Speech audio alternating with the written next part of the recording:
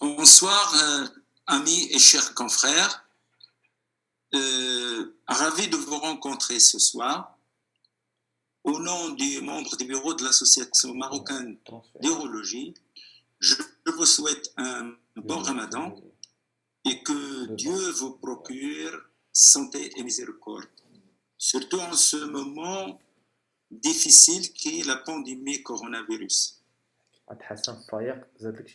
Évidemment, le confinement et la distanciation nous imposent de rester chez soi et de se protéger au maximum, surtout les consignes de protection obligent. Avec la réalisation de ce deuxième webinaire, l'AMU souhaite casser cet isolement en s'invitant chez vous pour le partage scientifique dans une ambiance ramadaniste. Le thème choisi ce soir, qui est l'hétéronéphroscopie souple, est un sujet d'actualité qui sera développé par le Dr Nouri et modéré par le Dr Kasmaoui. Évidemment, deux éminents urologues que vous connaissez tous.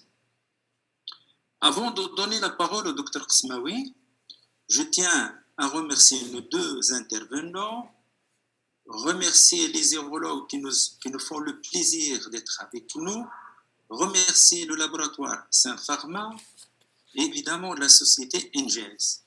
À vous la parole, Dr Kasmaoui. Merci Mustafa, notre président. À mon tour, je remercie tout le monde, en particulier nos amis, nos collègues urologues qui ont voulu partager ces moments avec nous, dans ces moments particuliers. Et je remercie notre ami le professeur Nouri, que vous connaissez. C'est un élément très actif et c'est l'un des pionniers de l'urétéroscopie souple au Maroc.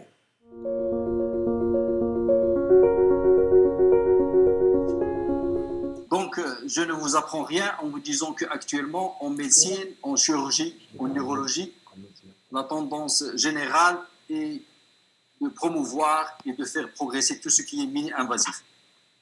Et moi, je préfère le terme mini-accès que mini-invasif parce que parfois, même si l'accès est petit, comme en célioscopie, même si c'est un petit trou, ça ne veut pas dire que c'est mini-invasif. Le mot mini-invasif me paraît trop rassurant pour des techniques qui peuvent parfois faire trop mal. Donc, je préfère mini-mal access que mini-invasif. Donc, beaucoup de progrès ont été obtenus ces dernières années, surtout les 20 dernières années, et surtout, la miniaturisation du matériel. Parce que l'urtère est fin, l'urtère fait 3 à 4 mm, donc ça fait 9 à 10 charrières. Et donc, pour travailler dans cette urtère, ou pour traverser l'urtère pour aller vers le rein, il fallait acquérir un matériel de plus en plus fin et de plus en plus efficace. Et bien sûr, avec le temps, le long de ces décennies, les différents urologues, nos aînés et nos anciens, ils ont acquis de l'expérience qu'ils nous ont transmis et donc ça a fait que l'endoscopie a évolué. Le coût reste toujours, bien sûr, un problème. La santé n'a pas de prix, c'est vrai, mais la médecine et les soins, eux, ils ont un coût. Donc, cette diapositive, je l'ai prise en photo du dernier congrès de la World Congress of Urology à Abu Dhabi en novembre dernier. Et ce monsieur, c'est le professeur Michael Garasso de New York, qui est l'un des pionniers de cette technique avec l'équipe de Bagley dans les années 90. Et vous voyez, en novembre, au congrès mondial, il parlait dans cette conférence d'un très grand niveau scientifique sur l'urétéroscopie souple, from stones to cancer. Ça veut dire depuis le calcul jusqu'au cancer de la bronchitis, qu'est-ce qui fait de l'urétéroscopie souple. Ça, c'est des courbes que vous avez déjà vues. C'est un travail de Steve Doisy, cet urologue très actif de l'équipe de Denon, où travaille notre ami Si Mohamed Tligui.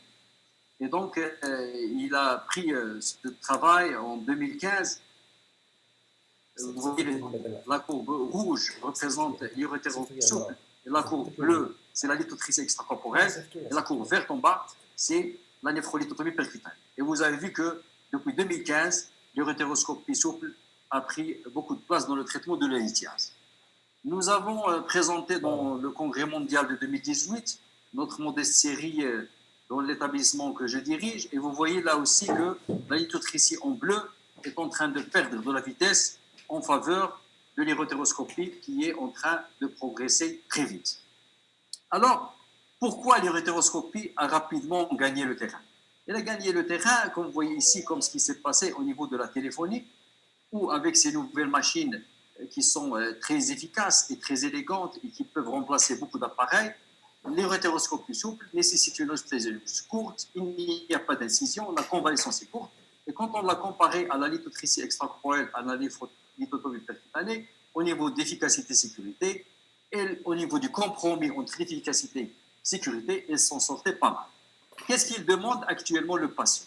Le patient demande une technique sûre, une technique complète, ça veut dire efficace, et en plus, fast technique, une technique rapide. Le patient veut se débarrasser rapidement de son calcul actuellement. Et c'est ça la difficulté et le défi qui s'est ajouté à l'urologue, en plus des défis classiques de sécurité. Quelles sont les indications de l'urétéroscopie souple? C'est classique de dire qu'elles sont d'ordre diagnostique, devant une hématurie dont on n'arrive pas à expliquer par l'uroscanner, par la cystoscopie, devant une cytologie positive, devant une image à l'uroscanner. Il y a le radiologue qui vous dit j'ai une image lacunaire au niveau de la papille, au niveau de l'urtère, et je n'arrive pas à voir est-ce que c'est tissulaire, est-ce que c'est un caillot de sang, est-ce que c'est un processus, et donc l'urétéroscopie va résoudre le problème, et c'est un élément de surveillance quand on a traité une tumeur de la voie exécutrice supérieure de façon conservatrice. L'urétéroscopie souple, bien sûr, est surtout thérapeutique et surtout au niveau des calculs urinaires. Et il est de plus en plus utilisé, comme on a vu, de première intention, ou après échec de lithotricie extracorporelle, on l'utilise quand le calcul est dans un diverticule. Quand il y a un calcul rénal et urétéral concomitant, c'est la meilleure technique, bien sûr. Cette technique permet d'accéder à l'urtère au rein. On peut l'utiliser dans certains coralliformes quand la néphroscopie est contre-indiquée. On peut l'utiliser de façon combinée avec la néphrolithotomie percutanée en cas d'obstruction ou les patients qui ont une dérivation urinaire.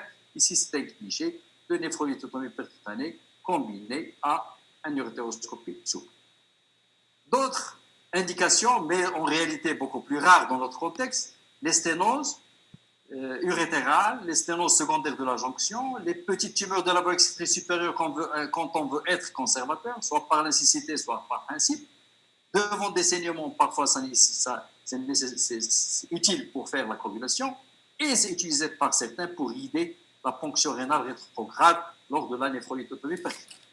Il y a des indications spéciales de l'urétéroscopie souple, notamment chez l'enfant, chez la femme enceinte, l'obésité morbide, les patients qui sont très obèses, les autres techniques, la NLPC, la chirurgie ou la cellulose sont très difficiles, donc l'urétéroscopie est la moins difficile dans ces situations, et les patients qui ont des troubles de l'hémostase, comme ce monsieur que nous avons traité pour ce calcul que vous voyez ici, un calcul coralliforme sur un unique fonctionnel chez un monsieur qui a une thrombocytopénie à 30 000 plaquettes par millimètre cube, donc aucune technique n'est possible que la urétéroscopie souple. Donc, je vous ai sorti, vous m'écoutez ici les guidelines de l'EAU 2020, donc celle qu'on devait recevoir à Amsterdam, mais malheureusement, ça n'a pas eu lieu. Et donc, vous voyez que j'ai cherché la place de l'urétéroscopie souple dans l'urtère, comme on la voit dans les gros calculs, les petits calculs, dans l'urtère proximale, dans l'urtère distale. Dans le rein, on la voit dans les gros calculs supérieurs à 200 mètres, on dit entre 10 et 2 cm, les petits calculs. On la trouve également dans les calculs du calice inférieur. Donc finalement, l'urétéroscopie et l'urétéroscopie sont tout au niveau des indications de l'œil. Le comité de CLAVU, le comité de l'ETIAS, de l'Association française d'urologie, présidé par notre ami Christophe Pagan, avec le dernier congrès, et ils ont mis des recommandations spéciales Corona, que vous voyez ici, que je vous invite à lire sur le site de l'AFU, infectieux, les infections urinaires et les calculs infectieux. Pour Grasso, par exemple, les calculs de strévite sont une contre-indication absolue à l'urétérorhinoscopie. Avant de faire cette chirurgie, il faut bien sûr préparer le patient.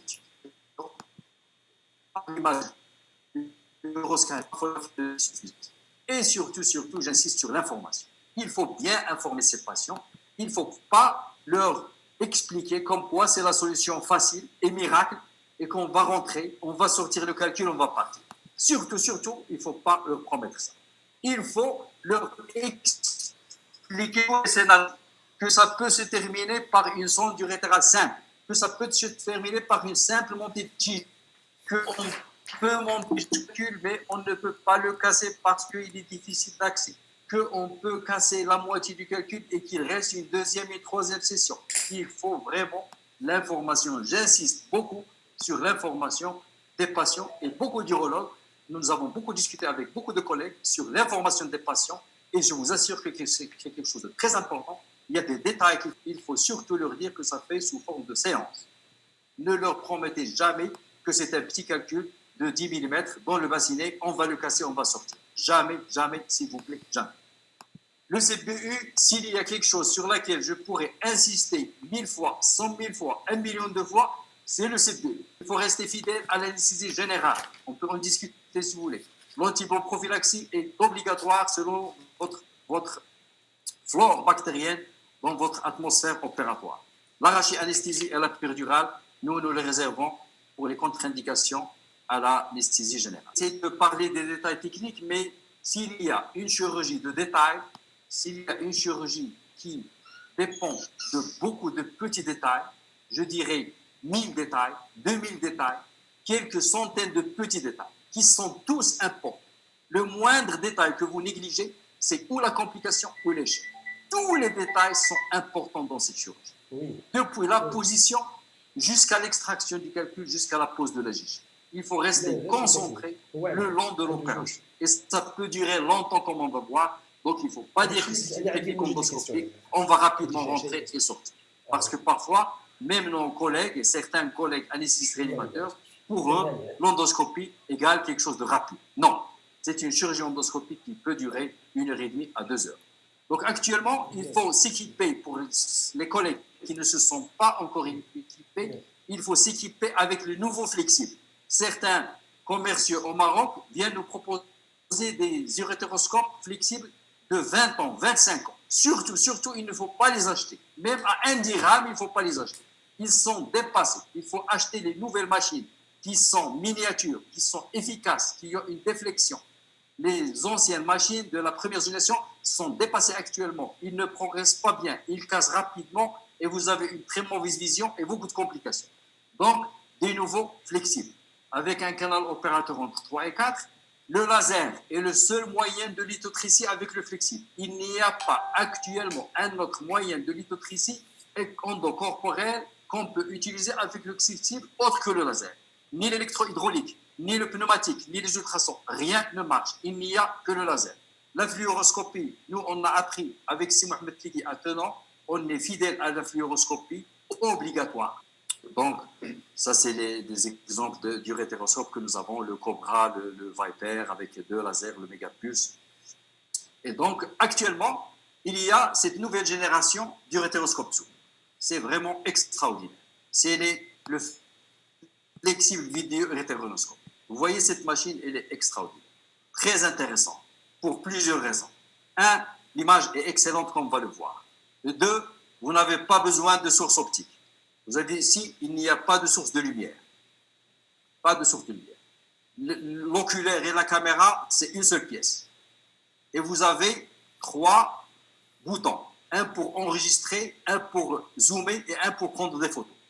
Et vous avez ici, si vous arrivez à suivre la souris, ce petit bouton blanc ici, c'est un système rotatif qui permet de faire une rotation à l'urétéroscope souple sans avoir à faire la rotation du poignet. Donc, vous voyez ici la différence entre l'image à gauche du vibré. Quand on passe au numérique, vous voyez que l'image est beaucoup mieux. Et ça s'explique parce que nous passons de 8000 pixels à 160 000 pixels. Donc, 20 fois plus, l'image est plus belle. Mais quand on passe du fibré au numérique, au digital, on perd un peu de déflexion. Donc, parfois, le fibré, il sert plus dans des calices tortueux et difficiles. Il passe mieux que le numérique. Donc, quand on passe d'un urétéroscope à l'autre, et ça, tous les gens qui font cette technique le sauront facilement, le canal opérateur duquel sort la fibre laser, duquel sort le panier n'est pas le même. Parfois, quand on passe d'une machine à l'autre, il faut vraiment faire très attention.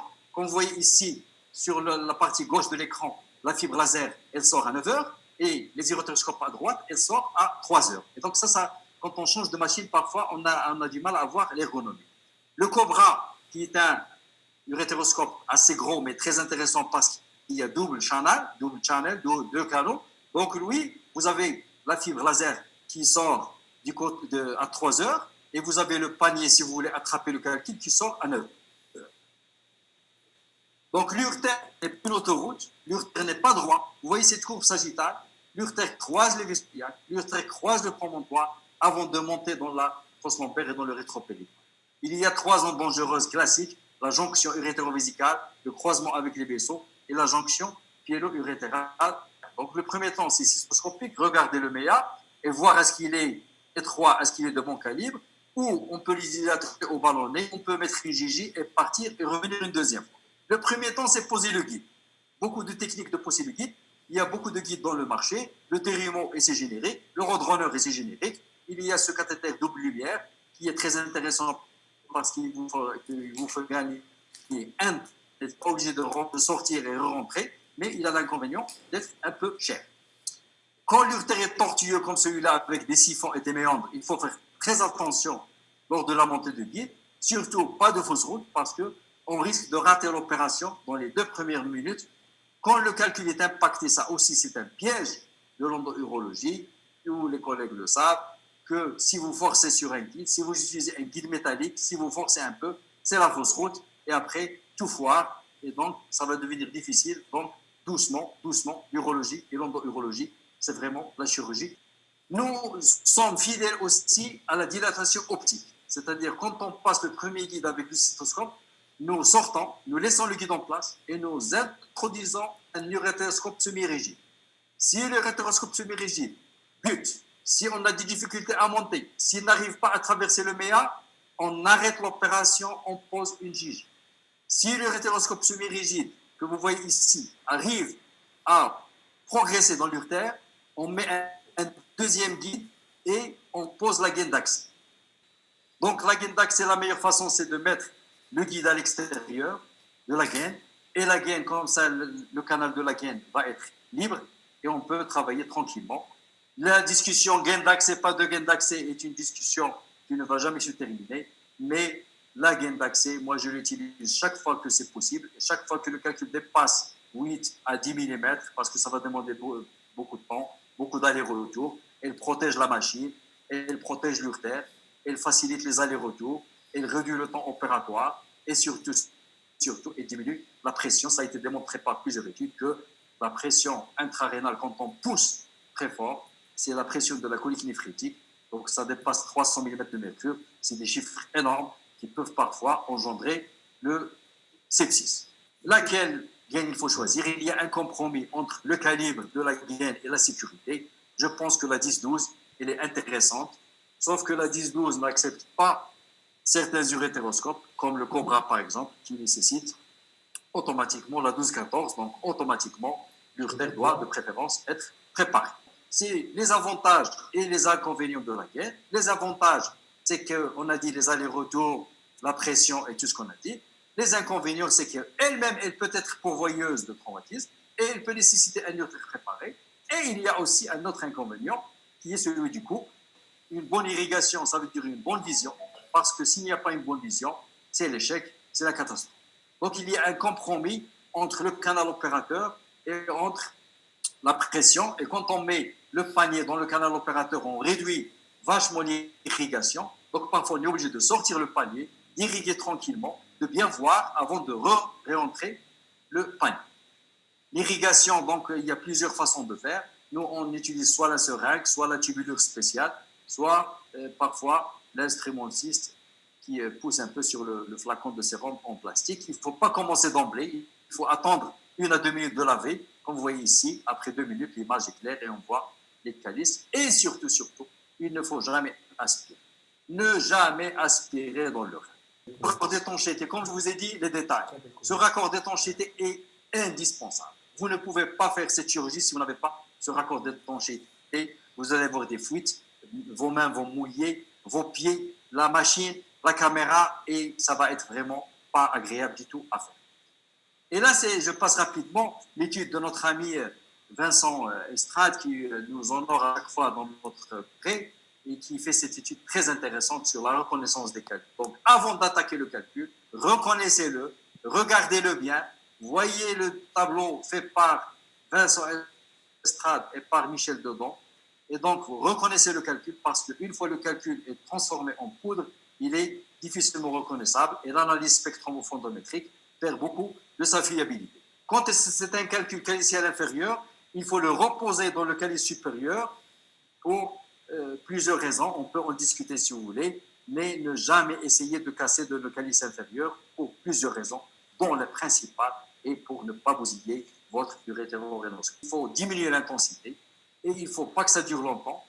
Et dès que le calcul est partagé en petits morceaux qu'on peut localiser, il faut les remettre dans le calice supérieur.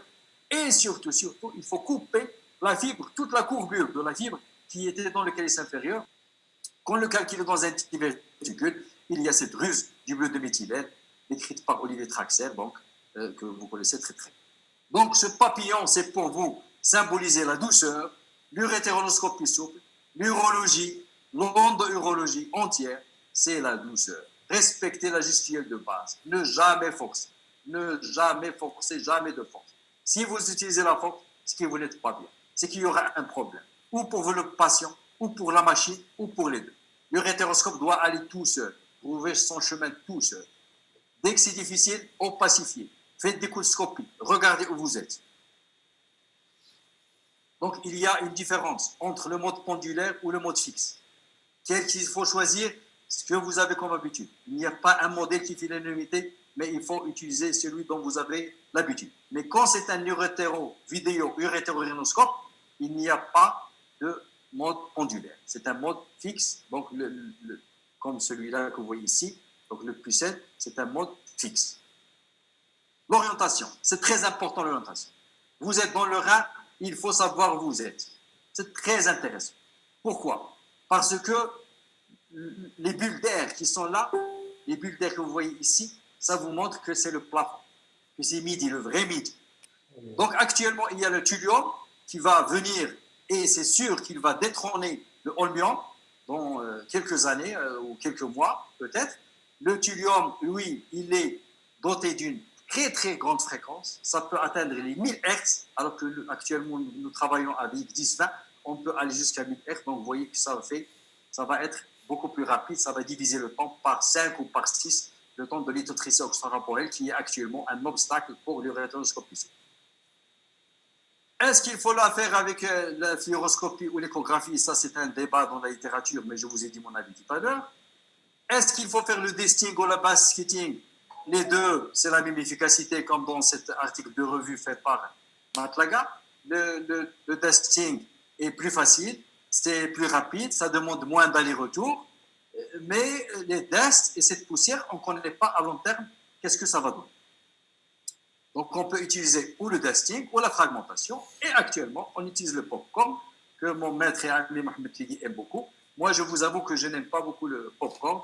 Donc, soit je fais fragmentation, soit desting. Mais souvent, je commence par un desting. Les 2 tiers du calcul, c'est desting. Et le tiers qui reste, je fais fragmentation. Je change les paramètres pour donner aux patients des fragments. Nos patients aiment avoir des fragments à la fin de l'opération. Vous ne pouvez pas leur dire que vous avez tout cassé. Donc ici, c'est un patient qu'on a fait récemment et vous voyez ici, c'est un protocole de fragmentation avec notre vidéo urétérorhénoscope souple et vous voyez la qualité de l'image qui est vraiment extraordinaire. Et on voit le calcul ici. Ça se voit que c'est un calcul d'oxalate de calcium déhydraté. Cette technique est tellement fastidieuse, tellement intéressante qu'on peut la faire de façon bilatérale, sans aucun risque. On peut la faire sur rein unique également. On peut la faire chez l'obèse, chez la femme enceinte, chez toute l'hémostase. Donc, dans les anomalies, le rein en fer à cheval. Donc, vraiment, elle n'a pas beaucoup de limites, cette technique, à part, comme on a dit tout à l'heure, à part l'infection. Le débat actuel, utiliser le single ou les réutilisables, moi je pense qu'il faut avoir les deux. Les centres qui font beaucoup d'urétéroscopie à gros volume, c'est-à-dire pour certains supérieurs à 100 ou supérieurs à 300 par an, il vaut mieux qu'il ait le réutilisable, c'est moins cher. Les centres qui n'en font que rarement, le single use est moins cher. Mais moi, je dispose des deux parce que le single use est important, parfois intéressant, quand vous allez attaquer un gros calcul calicé inférieur et vous avez vraiment peur pour votre réutilisable. Cette technique, le stone free jusqu'ici, on se disait soit l'ASP, soit l'échographie, soit le scanner. Avec l'urétéroscopie souple, c'est ajouté à la définition du stone free un autre stone free. C'est le stone free endoscopie. Quand vous finissez l'opération, inspectez tous les calices, supérieur, moyen, inférieur, groupe antérieur, groupe postérieur, groupe antérieur, postérieur, prendre des photos, prendre des séquences vidéo, et pour dire que mon patient est stone free endoscopie. Et c'est assez fiable, comme ça quand vous faites des clichés de contrôle, vous n'êtes pas déçu, vous n'êtes pas surpris. Donc vous voyez que l'efficacité de la technique pour des gros calculs, quand on cette méta-analyse faite il y a 8 ans, et l'efficacité va elle est aux alentours de 90%, ce qui est très intéressant. Les défis à cette technique pour les gros calculs, surtout actuellement avec le holmium, c'est le temps opératoire. C'est une technique qui consomme beaucoup de temps. Donc vous risquez de rester 3 heures. Quand je dis 3 heures, c'est-à-dire entre le temps cystoscopique, le guide, la gaine, vous introduisez le rétéroscope, vous faites le laser, vous sortez les fragments. Donc ça consomme beaucoup de temps. Quand vous êtes pressé, il ne faut pas faire cette opération. Il faut faire autre chose que le rétéroscope. Il faut voir tout le temps. 2 heures, 3 heures, ce que ça coûte, ce que ça vous coûte comme temps. Il ne faut pas qu'il y ait des urgences qui attendent, il ne faut pas qu'il y ait des consultants qui attendent. Il faut vraiment se concentrer et lui donner le temps qu'il faut pour un maximum de sécurité et d'efficacité. Bien sûr, comme toute technique en médecine, nous avons la morbidité malheureusement. Plus on fait la médecine, plus il y a malheureusement toujours la morbidité. Les complications. Pourquoi surviennent les complications? Il faut savoir pourquoi ils surviennent pour les prévenir. Comme ce calcul impacté qui est habité par une muqueuse. Ici, le guide ne passe pas. On va commencer à l'hydrotrisis sans guide. Donc, bonjour les problèmes. Parce qu'on n'a pas le guide, si on sort de l'urtère, on peut se trouver devant une situation difficile. Un calcul impacté, incrusté, habillé par la muqueuse. Il s'incruste en sous-muqueux. Là aussi, c'est difficile et ça peut être pourvoyeur de complications. Devant des siphons, des méandres, des urtères tortueux pour passer ces S et ces W. C'est des urtères qui écrivent des S et des W. Vraiment, ils sont tortueux et parfois, pour les vaincre, on peut malheureusement avoir des gars. Comme ce cas que j'ai trouvé dans la littérature. 2 urétéroscopes cassés dans le malade. Vraiment. 2 urétéroscopes cassés dans le malade. Un, on n'a pu le sortir et l'autre, on n'a pas pu le sortir après avoir fait une lombotomie. C'est ce que vous voyez ici sur cette image.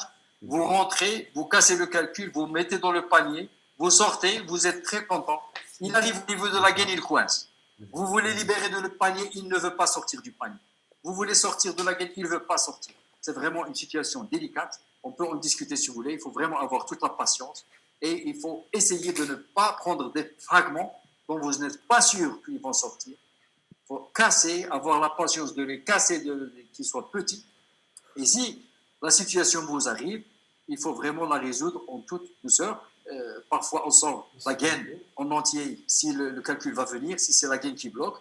Et parfois, si c'est l'urtère qui bloque, il faut laisser tout en même temps. On peut même couper le panier, sortir le souple, rentrer à côté, casser le calcul, casser le panier. Donc, on va perdre un panier et redémarrer l'opération. Il ne faut pas que votre table soit comme celle-là. Ça, c'est une table opératoire que j'ai eue il y a 3 mois. J'ai pendant 17 ans un patient qui a eu une JJ en 2003 et qui a 17. Donc, à la fin de l'opération, au bout de 4 heures, voilà comment je me suis trouvé. Donc, il ne faut pas que votre table soit comme ça. Ça, ce n'est pas de l'endourologie. Ça, c'est une table opératoire dans notre bloc opératoire il y a 3 mois. Donc, c'est vraiment, il ne faut pas voir cette image. Ça, c'est vraiment ce qu'il ne faut pas faire. L'image, tout, tous des dégâts sur l'urtère qui peuvent être plus ou moins horribles. Comme ça, ce patient à qui j'ai fait une uréteroscopie souple pour un calcul au niveau de la jonction, on était très content. On sort toujours ce contrôle de la vue. Et voilà l'urtère. Qu'est-ce que j'ai fait à mon urtère? En repositionnant une gaine d'axe. Donc, vous voyez, ici, on voit la graisse rétropéritonéale. Et donc, vraiment, c'est une image que nous n'aimons pas voir. Ça, c'est une image que j'ai sortie d'un livre d'urétéroscopie de Velaret. Donc, vous voyez qu'un urtère bien strippé. Donc, vraiment, c'est une situation désagréable qui s'est terminée par une urétéro-hélioplastie. Donc, vraiment, il ne faut pas avoir cette situation. C'est vraiment désagréable pour tout le monde. Et le plus dangereux dans l'urétéroscopie souple, c'est le basketing. C'est quand vous mettez le calcul dans le panier et vous êtes en train de sortir. Si le fragment est gros, vous ne voyez rien. Et vous risquez de ramener avec vous l'urtère, comme ce que vous voyez sur ce cliché. Donc, les complications sont fréquentes, très fréquentes. Heureusement qu'elles ne sont pas du tout graves, à peu près 7% de complications. Sur cette méta-analyse faite par Soumani, donc de Londres, et qui a d'Angleterre, je veux dire, du United Kingdom, sur plus que 11 000 cas. Donc, les complications sont très nombreuses. Vous m'excusez, le tableau est petit, mais vous voyez que l'échec de la procédure, c'est le plus fréquent, donc 1,67%. La fièvre aussi, c'est assez fréquent. Les infections urinaires, c'est très fréquent. Donc, les complications sont fréquentes, mais heureusement, souvent, elles ne sont pas très méchantes. Qu'est-ce que c'est une infection, une complication méchante? C'est quand elle nécessite une reprise chirurgicale ou qu'elle met en jeu le pronostic vital du patient. D'autres complications, l'hématurie, la colique néphritique, l'urinome aussi peuvent exister. Alors, dans cette technique, on a peur pour le patient et on a peur pour notre machine. Donc, on a cet article a étudié les cassures de l'urétéroscope. Et vous voyez que l'urétéroscope se casse plus dans le lavage et la stérilisation et le rangement, plus que dans le malade. Donc, il faut vraiment le confier à un personnel qui connaît sa valeur et qui le lave avec tout ce qu'il faut. Ça, c'est une série qu'on a communiquée dans le Congrès mondial d'urologie.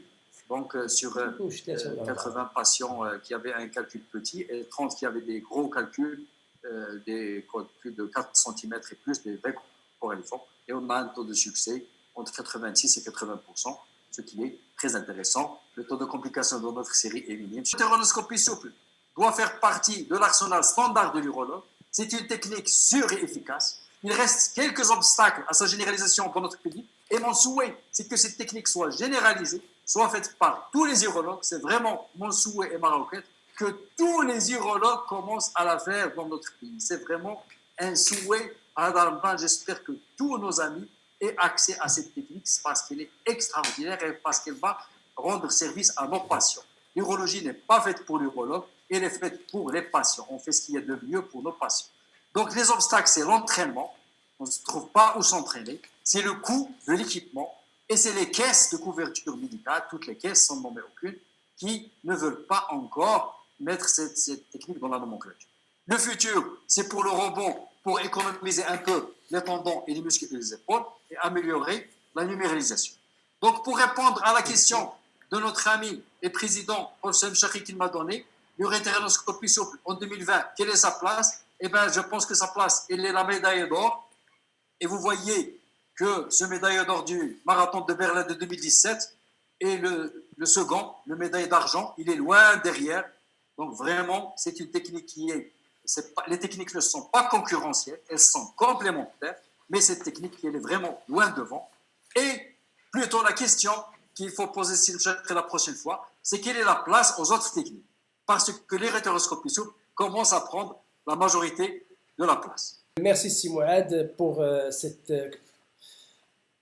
présentation, cette excellente présentation. Donc tous les collègues, ils te remercient et ils ont fait la remarque qu'ils étaient enchantés. Et donc merci pour toi et on se félicite nous tous puisqu'il y avait 122 urologues qui suivaient cette conférence. Donc merci à toi et merci à notre président Selim Chakri. Donc, on va passer aux questions. Donc, nos collègues nous ont posé beaucoup de questions. Tout d'abord, c'est Hassan Faiq, qui est très actif dans nos groupes d'urologues et qui je pose deux questions. Est-ce que le stenting préopératoire est systématique? Et tu parles si tu as une expérience dans l'association urétéroscopie souple et NLPC simultanée. Non, il n'est pas systématique. Actuellement, avec les urétéroscopes souples miniatures, dans 90% des cas, on peut faire une urétéroscopie souple en un temps, sans préparer l'urétère. Ça dépend de la machine que vous avez. Si vous avez une machine fine, 90% elle monte du premier. Pour la technique combinée, j'en ai eu, c'est l'image que j'ai une. Bon, je réponds à ta place, j'ai fait quelques cas. Ça m'est arrivé de faire une NLPC, Oui. de faire une NLPC et des petits résidus tout petits, je reviens 2-3 semaines après avec le souple. Oui, j'ai eu 3 cas où j'ai fait une urétéroscopie souple associée simultanément à la NLPC. Et mon premier cas, je l'ai fait avec Si Mohamed Kligui, moi aussi que je remercie ici.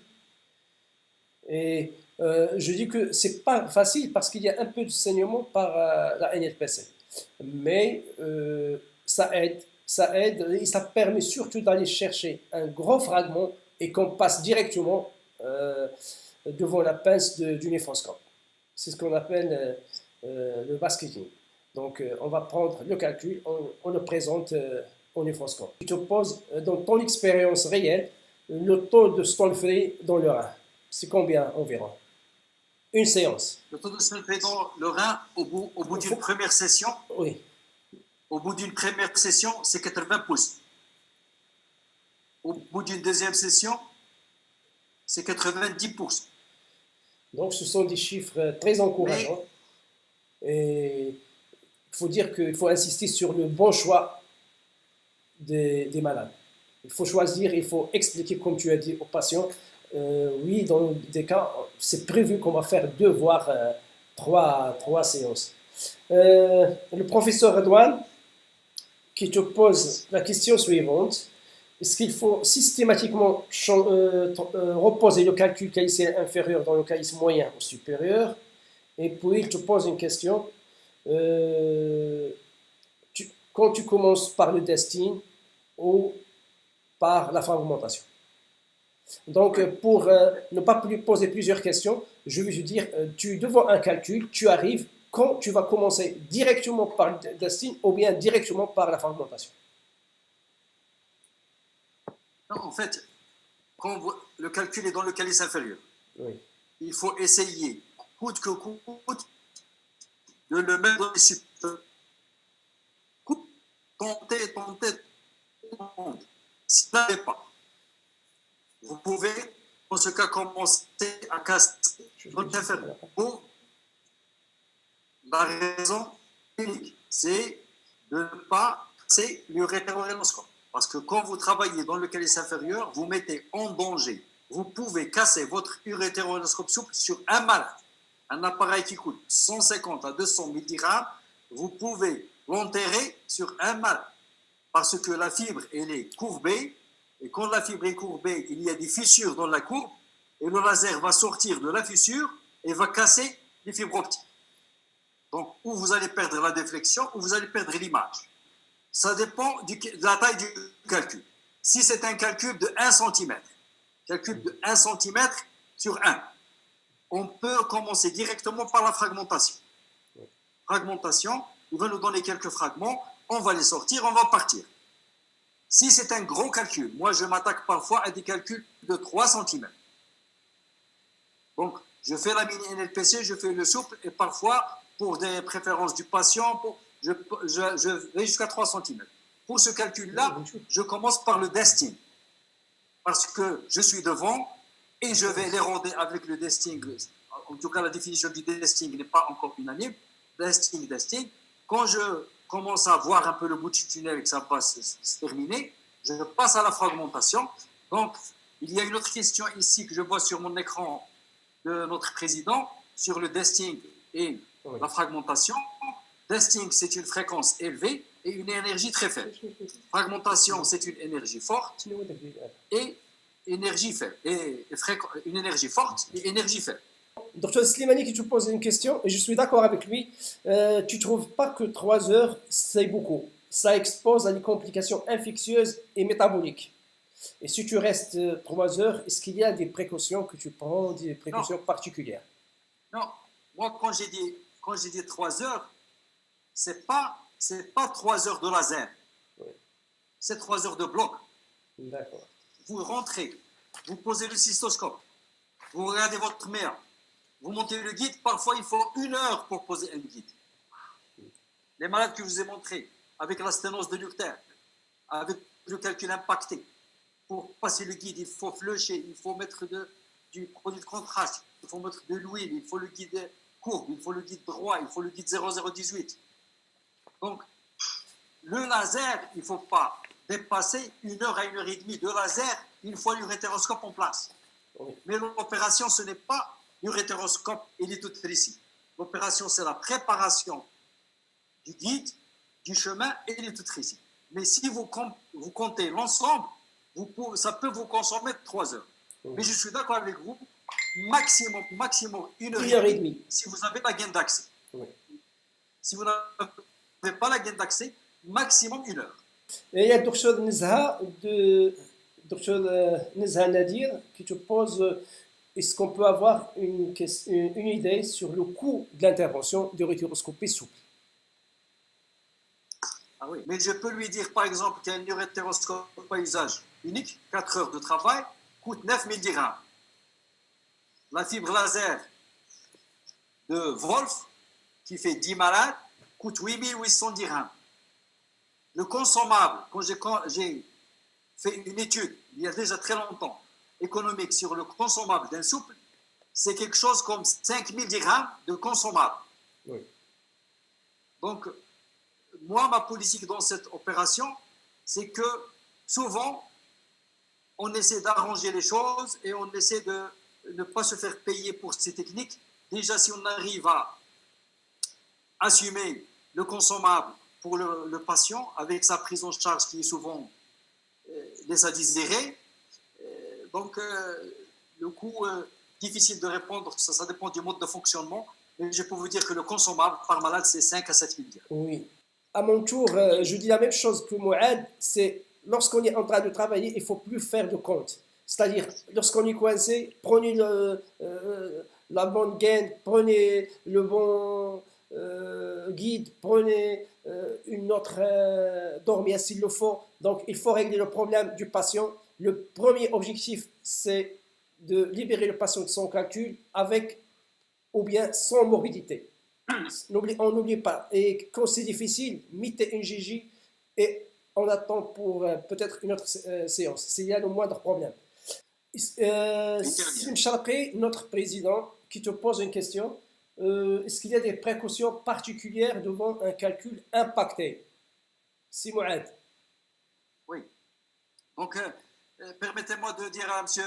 Kligui, notre maître à tous, donc je sais qu'il y a beaucoup de tes élèves au Maroc qui te suivent et c'est grâce à toi que cette technique a pu s'implanter et progresser au Maroc. Donc, merci pour tes félicitations. En fait, quand tu nous félicites, tu te félicites toi-même parce que nous sommes que ton prolongement ici. Pour le calcul impacté, c'est une très bonne question. J'y ai insisté dans les schémas, dans les images. Le calcul impacté, c'est un vrai problème. Il faut vraiment aller doucement et essayer de passer entre la muqueuse urétérale et le guide sans faire de fausse route. Donc, toutes les précautions, toute la douceur de l'urologue, il faut être muni, toute la patience pour le négocier. Le guide 0038, sinon 0035, sinon parfois le guide 0018, le guide des vasculaires, le guide du stent coronarien, très fin, qui vous permet de passer. Vous mettez de l'huile, du produit de contraste, du sérum, tout doucement. Quand tout ça ne marche pas, le guide arrive au niveau du calcul et s'arrête, essayez de l'atteindre à ce niveau-là. Une fois que vous êtes à côté, vous pouvez lui donner des petits coups de laser et vraiment au centre. Vraiment, éloignez-vous pourtour de l'urtère, pour ne pas sortir de l'urtère. Parfois, ça m'est arrivé de faire Sibha. Je fais un trou dans le calcul et à l'intérieur du calcul, je mets le guide. Comme ça, je suis sûr que mon urtère est sain. Donc, le guide, le calcul maintenant, pour que vraiment ne pas gâcher le plaisir de sortir stone free et de réussir. تفضل سي معاد pour les cas cliniques. Donc ça, c'est une patiente qui a 52 ans, qui a une neuropathie dégénérative, elle est tétraplégique et elle consulte pour des lombalgies vraiment très intenses. Échographie ASP que vous voyez ici, uroscanner. Donc, gros calcul, 42 mm sur 41, donc vraiment une grosse pièce. Et donc, ce cas clinique, on va le faire de façon interactive avec le docteur Psmaoui. Je pense que c'est possible techniquement qu'on parle en direct comme ça. C'est Hassan? Oui, je t'écoute. Oui, c'est possible. Très bien. Donc, tu as vu les images, c'est Hassan? Oui, je les vois. Très bien. Donc Donc, maintenant, je vais te poser quelques questions et tu vas me répondre de façon pratique et rapide. Oui. Quand tu as des malades qui ont des calculs comme ça, pour mesurer la taille du calcul, tu fais comment dans ta pratique pour décider? Est-ce que le plus grand axe, où tu calcules la surface, ou tu as la patience de calculer le volume? Malheureusement, dans ce cas, il faut prendre le volume. Il y a un petit logiciel et normalement, c'est notre radiologue, on doit lui pousser à nous calculer le volume. Donc ici, le radiologue nous a calculé la densité du calcul. Oui. Est-ce que la densité du calcul va te faire changer vers une autre décision thérapeutique?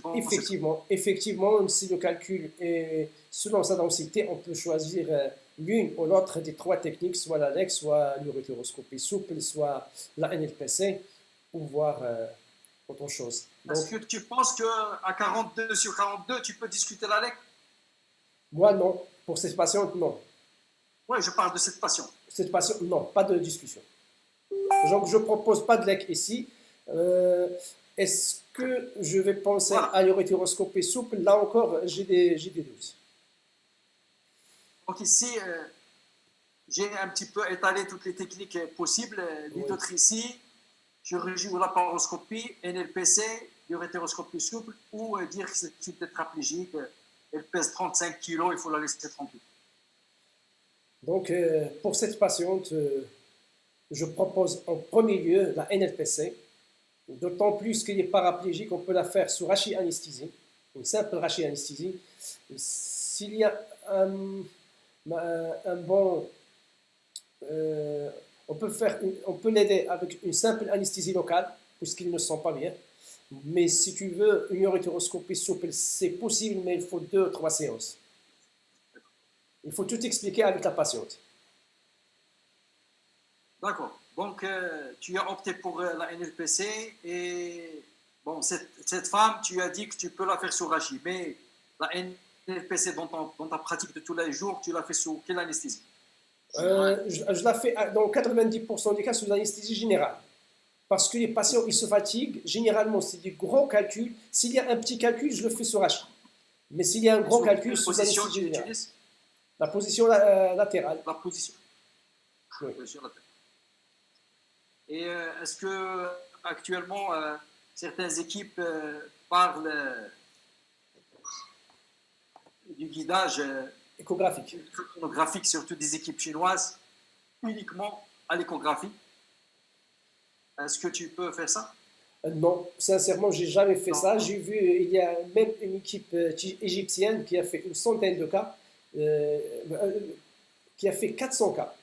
Et c'était très intéressant, mais je pense qu'on n'a pas l'expérience pour aller faire uniquement l'échographie. J'utilise l'échographie maintenant, j'ai commencé à l'utiliser de plus en plus, et ça diminue le temps d'irradiation. Effectivement, ça diminue le temps d'irradiation de façon significative. Mais jusqu'à aujourd'hui, le 30 avril, à 21h30, tu utilises toujours le score rempli.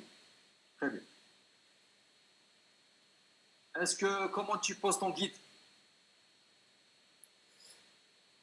Si j'arrive à mettre le guide dans l'urtère, ça serait une bonne sécurité. On le pousse jusqu'à ce qu'il soit dans la vis. Ça, c'est la meilleure des choses. Si on n'arrive pas, de préférence, il faut mettre 2 guides. Et comme ça, on travaille sur un premier guide et on laisse l'autre guide de sécurité. Comme tu l'as dit, il se peut qu'on n'aura jamais besoin d'un guide de sécurité, mais le jour où on aura besoin, il nous sauve. C'est valable également pour la NLPC, comme pour l'urotéroscopie, comme pour toute l'endourologie.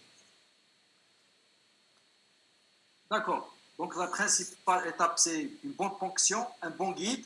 Et tu dilates comment après? Oui, la dilatation, généralement, c'est vrai qu'on peut faire une dilatation progressive ou bien en one shot, mais je fais entre les deux.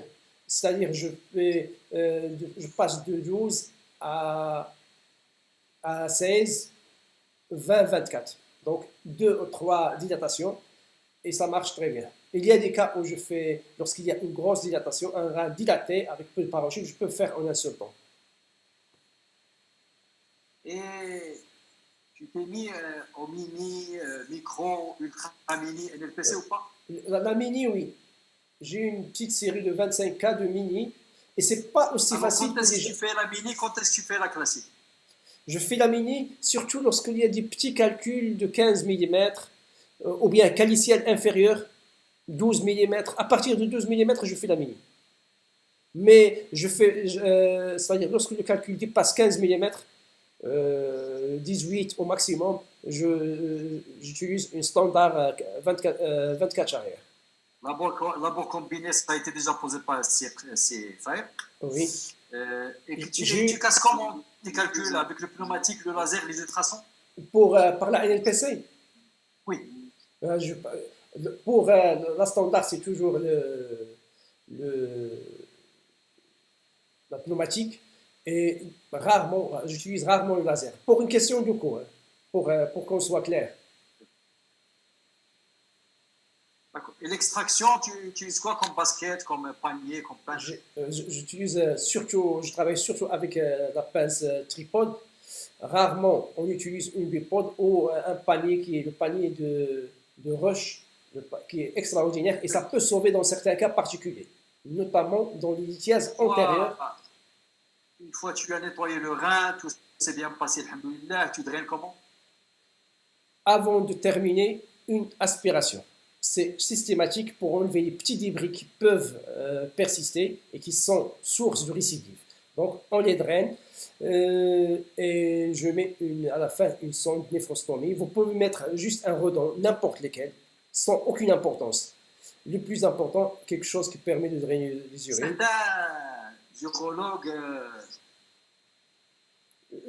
Certaines équipes sont en train de promouvoir la NLPC tubeless où ils ne mettent rien. Oui, je pense qu'on peut la mettre, mais moi ça me... c'est ça. Allô? Oui, je t'écoute.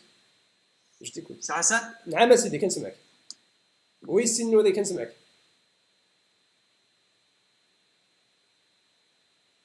D'accord. Oui, c'est ta question? Certaines équipes ne mettent pas de drainage à la fin de la NLPC, rien. La tubeless. Oui, la tubeless, c'est quand il y a un petit calcul, tout est passé sans aucun problème, pas de saignement. Oui, on peut le faire. C'est-à-dire, est-ce que le drainage est systématique après NLPC ou ça t'arrive de ne pas mettre de drainage? S'il y a un petit calcul et on est sûr que c'est stone feuillé, il n'y a pas de saignement, il n'y a rien, on peut ne pas faire de drainage. Mais je te dis, dans mon expérience, je suis revenu 2 fois pour mettre une Gigi parce que je n'ai pas fait de drainage. Si Mouad. Donc j'étais obligé de revenir 2 fois pour poser une Gigi parce que j'ai pas mis de drainage. Bon, maintenant, je préfère le mettre. Hein. Oui. Et le contrôle, tu le fais quand et comment? Donc, un contrôle, comme tu l'as dit, comme pour le souple, un contrôle visuel en opératoire est très important. À la fin, on explore tous les calices qu'on peut explorer. Et un contrôle scopique à la fin de l'intervention. Et puis, avant, je faisais un contrôle à J+1, maintenant je le fais vers 4 semaines environ. L'idéal, c'est de le faire le lendemain, lorsqu'il y a le drain encore en place pour revenir. Donc, si je suis sûr de mon contrôle endoscopique, et je suis sûr de mon contrôle scopique, donc je le fais après un mois. Et si tu as un deuxième temps, tu le fais quand? Généralement après 48 heures. Et les patients, il reste combien? La Bon, durée des séjours, c'est Hassan, est de combien? 90% de mes patients sortent le lendemain. Ils sortent avec une néphrostomie. Ils sortent avec la néphrostomie que j'enlève à J+2. Et si le patient est obèse, s'il a une morbidité, s'il a un problème, je peux le laisser 2 jours. Alors, quelles sont les principales complications que tu guettes en opératoire? En père opératoire, Quand donc, je dis tu guettes, ça veut dire que tu as déjà goûté à leur malheur. oui, oui, oui. Ah bon, c'est l'hémorragie. L'hémorragie, c'est la principale complication en père opératoire parce qu'à tout moment, on peut faire un geste à Il y a un n'importe. taux de transfusion de combien, Hassan? C'est le taux de transfusion, il reste rare, c'est sûr, mais comme j'ai dit, il est dépendant de la technique. La transfusion est directement liée à la technique. Donc, le temps le plus essentiel, c'est la ponction et la dilatation. C'est là où il y a le maximum de complications, la cause d'échec, les résultats, tout est lié à la ponction et à la dilatation. Si on fait une bonne ponction, si on fait une dilatation soft, sans traumatiser, il y a peu de complications et on a de bons résultats. Donc, tout dépend de l'expérience du chirurgien et ça a été démontré dans plusieurs études. On commence à devenir performant à partir de 50 et après 100, 120 procédures, on devient vraiment très performant. Donc, le taux passe de 70 à 80% à 95% de ce qu'on fait. Mais c'est avec l'expérience. Et tu fais analyser tous tes calculs et comment? Oui, oui. Et où? Je fais une analyse systématique. Et pour les cas où il y a un truc bilatéral, récidivant et tout, un bilan métabolique systématique. Donc, pour cette question, pour cette patiente, je propose volontiers une NLPC. Qu'est-ce que tu as fait pour ta Voilà, patiente? c'est ce que nous avons. Nous avons D'accord. suivi tes conseils. Mon grave. Et donc, on a cessé. Et ça s'est bien passé. Donc, l'ASP de contrôle. يعطيك الصحة. Bon. L'analyse du calcul, c'était un calcul de carotide, donc parce que c'est une patiente neurologique. Calcul infectieux. Tu as fait une antibiothérapie avant? Et voilà. Une antibiothérapie avant l'intervention? Oui. Donc, je ne sais pas si M. le Président nous autorise à faire un deuxième cas. On doit. Oui, c'est Nori, tu peux, vas-y. Alors, une femme de 47 ans qui vient avec ce beau massif lithiasique au niveau du rein gauche et le rein droit, il est atrophié, il ne marche pas. Avec un gros calcul au niveau, donc un gros rectiforme, avec un manquement calicyle inférieur et plein de calculs partout dans le rein. Et l'autre rein ne marche pas. C'est Hassan, c'est clair? Oui, c'est clair, c'est clair. C'est clair. C'est un rein On unique. commence le bal. Oui, oui. On commence le bal.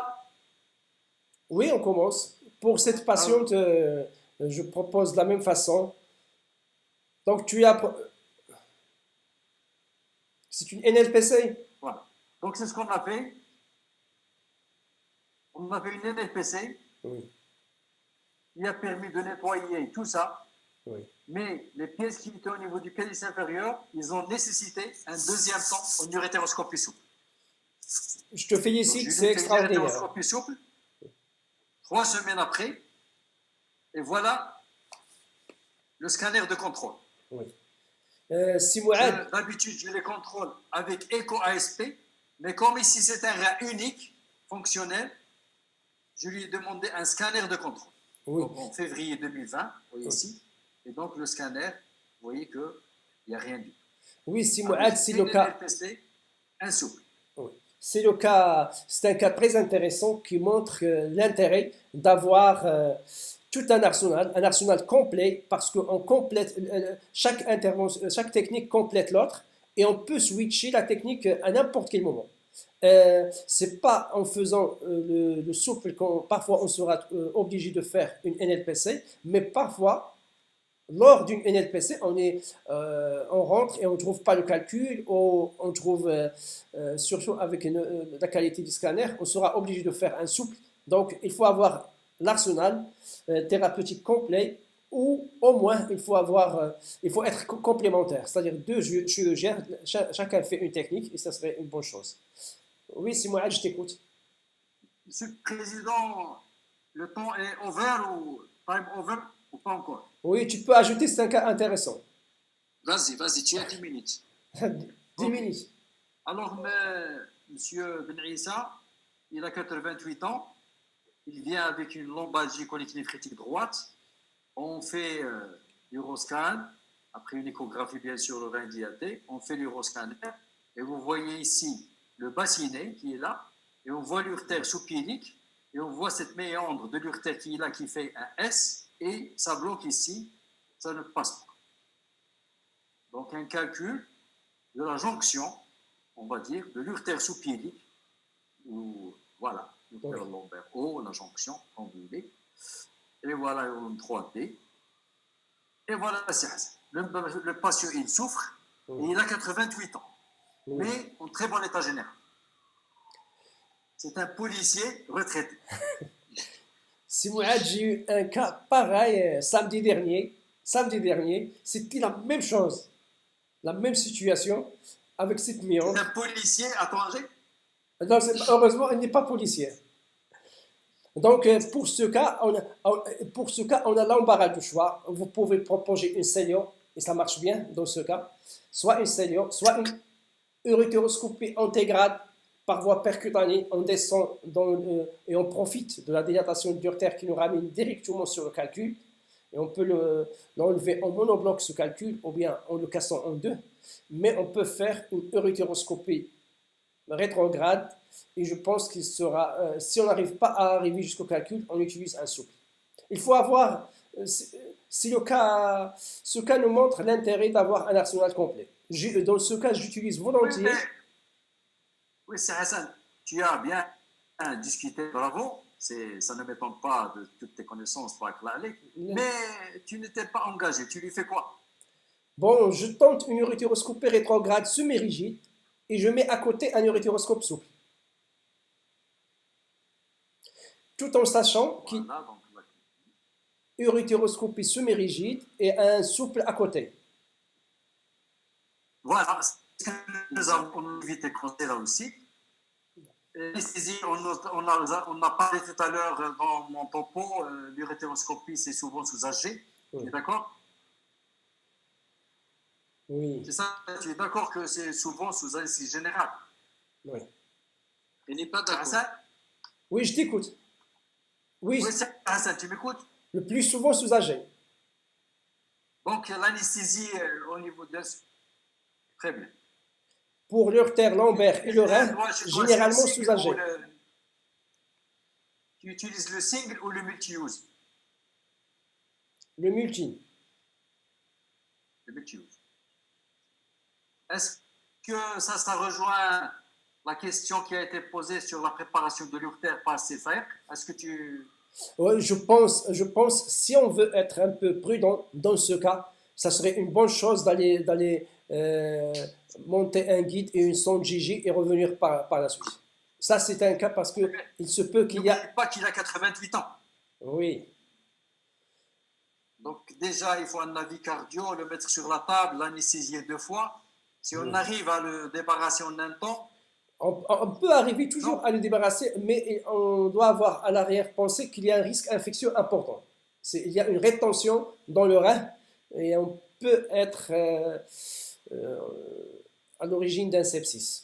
D'autant plus qu'il a 80 ans. Ah oui, Si dans les urines pyéliques, les urines sont troubles, on arrête. Il faut s'arrêter, oui. On met une J, on s'en va. Ça, c'est... On est d'accord. Oui, mon cher ami. Est-ce que quand tu commences cette opération, tu fais toujours une IPR systématique ou pas? En fait, lorsque je fais une uréteroscopie, je fais presque jamais du PR. J'ai toujours le scope à côté. Mais dans ce cas, il faut mettre une PR parce que ça se voit que ça serait un peu difficile. Il faut mettre le Et PR. dans ta pratique, la gaine urétérale, tu la places comment? Toujours, jamais, cas par cas? Je la place lorsqu'il y a un calcul qui est supérieur à 10 mm. Quand je vois qu'il y a un calcul inférieur à 10 mm, je fais simple. Donc, comme tu as dit, pour se rattraper sur le coup des calculs plus grands. Donc, lorsqu'il y a un petit calcul, 10 mm, 12 mm, je vais directement parce que je sais que le temps opératoire ne sera pas important. Donc, il n'y a pas un grand risque de reflux, d'hyperpression et de syndrome inflammatoire, de réponse inflammatoire systémique. C'est ça qui, en fait, c'est ça qui est à la cause de la fièvre. C'est pas uniquement l'infection. C'est les produits et les débris des cellules mortes qui sont réabsorbées dans le rein, qui sont à l'origine du syndrome inflammatoire et de la fièvre. C'est pas toujours la fièvre. Hein. C'est pas toujours l'infection. Est-ce que quand on travaille dans l'urtère lombaire, oui. notre principale hantise, c'est le calcul qui file, qui fout Oui. dans le rein. Donc, quand on est en semi-rigide, si on n'a pas de souple, c'est vraiment une situation très difficile. Quand on a le souple, on monte et on le suit. Et le problème est réglé. Oui. Est-ce que dans ce sens, tu utilises des dispositifs anti-rétropulsion? Je l'utilise dans le cas où il y a un calcul qui est dur.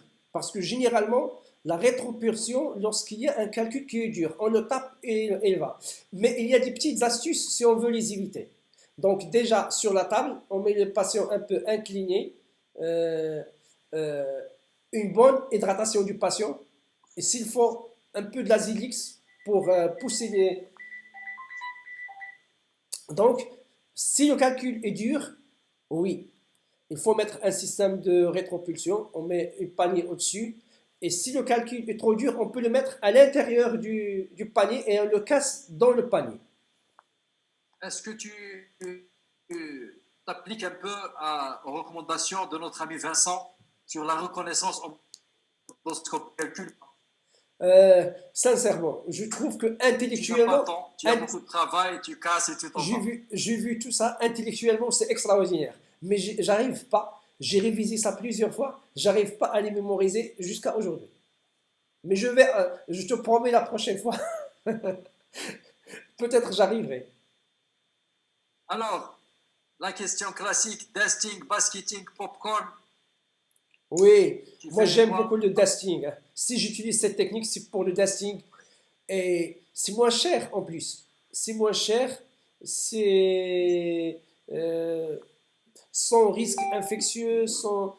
Donc, je préfère le dusting du moment que je fais... Moi, j'ai des patients qui sont un peu sélectionnés parce que les grands calculs, je les fais par percussion. Donc, c'est surtout une cinquantaine de calculs que j'ai fait, c'est pas beaucoup, mais c'est surtout des petits calculs qui sont faciles.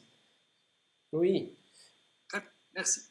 Pour la discussion classique, tu mets Gigi, tu mets tout le temps, parfois jamais. S'il y a le moindre... Après une urétéroscopie souple.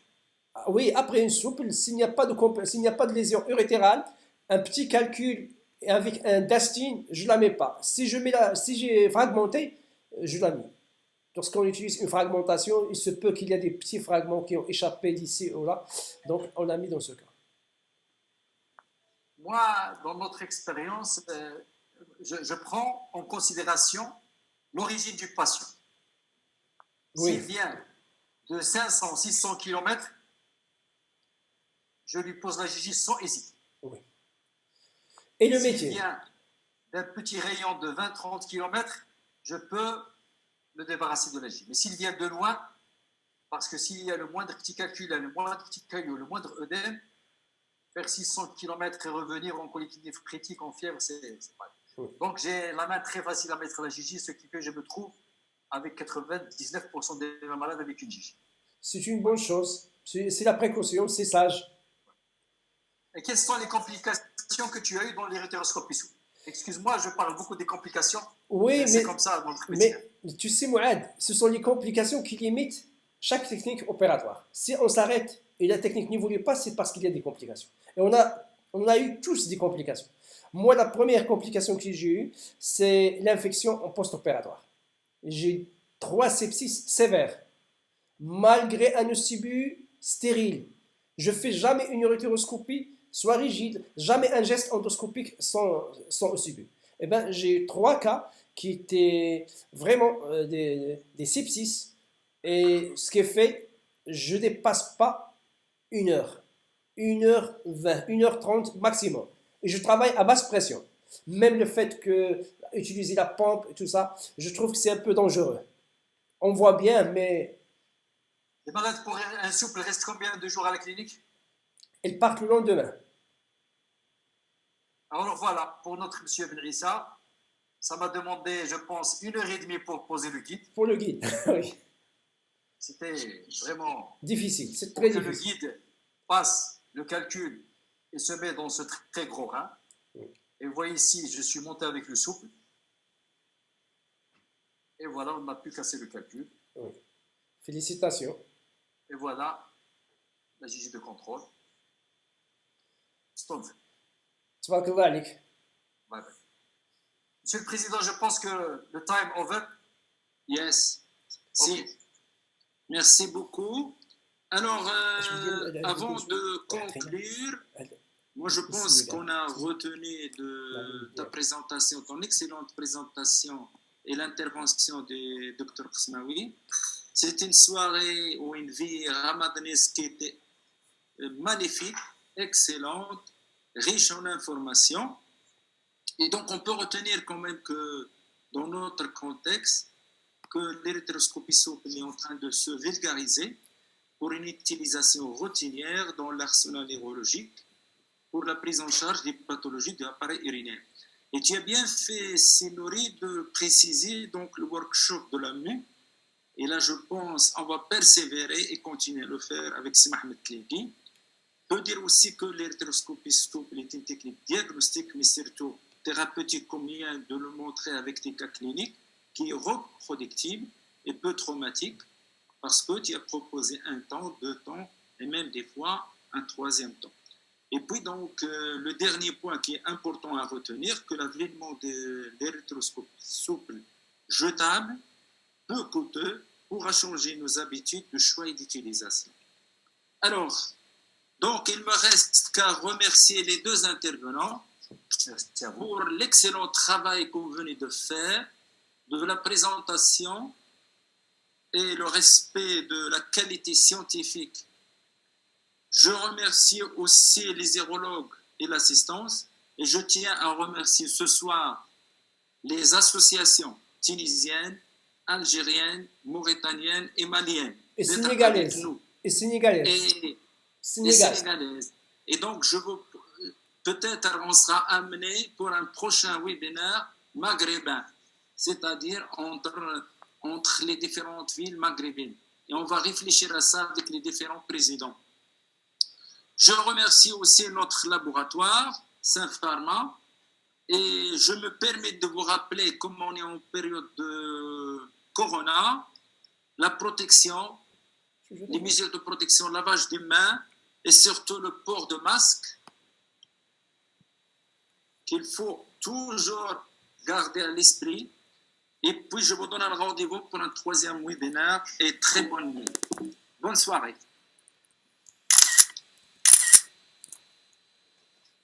Merci.